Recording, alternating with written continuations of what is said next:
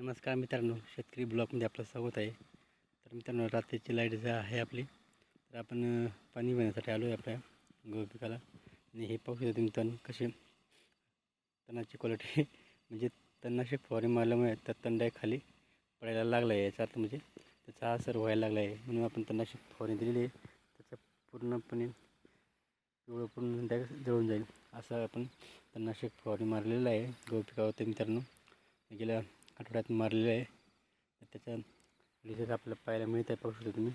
आणि आपली गव्हा पिकाची क्वालिटी पाहू शकता तुम्ही. त्याला आपण पाणी भरण्यासाठी आलो मित्रांनो.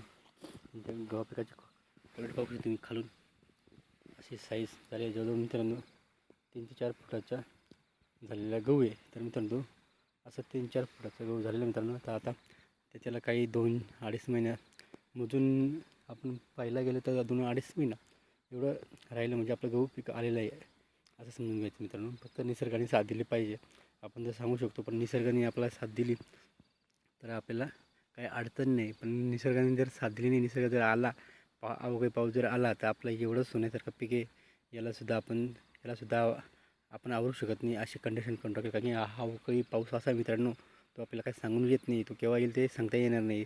म्हणून ते अवकाळी पावसाचं काही शक्यता केव्हा येईल ते सांगता येणार नाही. म्हणून आपल्या पिकाची नुकसान तो करू शकतो. असा हा निसर्ग आपला पाणी आहे, तो अवकाळी पाऊस तो आपल्याला विचारून येत नाही मित्रांनो.